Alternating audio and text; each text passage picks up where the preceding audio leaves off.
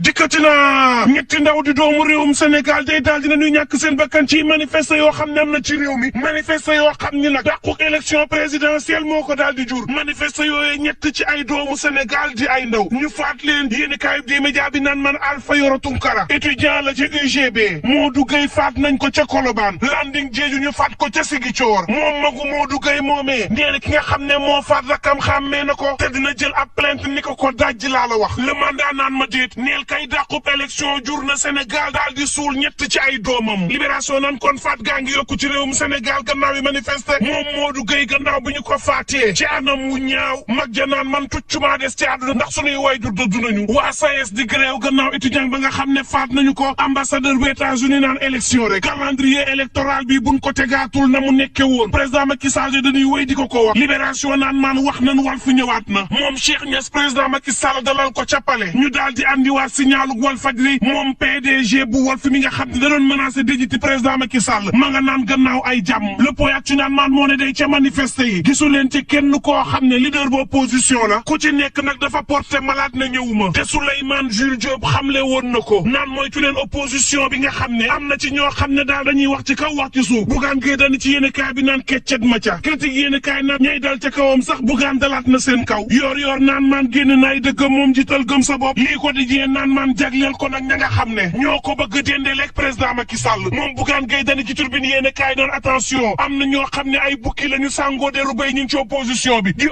opposé lu te duñu ay opposant dox soxlas président Macky Sall moo leen tax a jóg xaajale opposition bi moo leen tax a jóg te am na ci opposant yoo xam ne tey jii booy def bilan président Macky Sall mënoo leen ci génnee ndax ñoo président Macky Sall petit ba grand ba muy yootu nguur gi ñoo Sall la ba nguur gi bëgg a jeex ñuy opposé lu ñooñu nag duñu ay opposant mani la président Macky Sall moo leen sànni ci opposition bi ñuy dégloo ko yëddu su guddi jotee ñu raam ndànk dem yebbil ko Sall géye nga naan leen attention noonu opposition bi ñu ngi ci biir opposition bi ña ngeen di talal loxo di leen dugal seen biir xam leen ko ña nga ñuy xàjjalee ka féewale xam nga fii opposition bi buñ bëggee sànni kii xeer jor kële jaasi jam kële paaka xoj kële kan mooy desati bu ñu booloowul mani la faatu fa yàllaahu la ñuy def yàgg naa ko wax benn ennemi la ñu am ñun opposition bi mooy président Macky Sall mi nga xam ne war nañ ko fi déjjatee bañ a nangu lii nga xam ne teg nañu ko ndax lii nga xam ne Sall teg nañu ko dialogue dàqu ko leneen dàqu ko nag lu dul jàmmaarloo ak moom rek ndax fi mu ne dina dugal suñu réew ci guuta goo xam ne maar day taali ay xeex waaye tam wàllu koom des na ko yëg bu baax a baax des na tuuti mani la njëkk yi dina yokku ba maar day taali kon xeex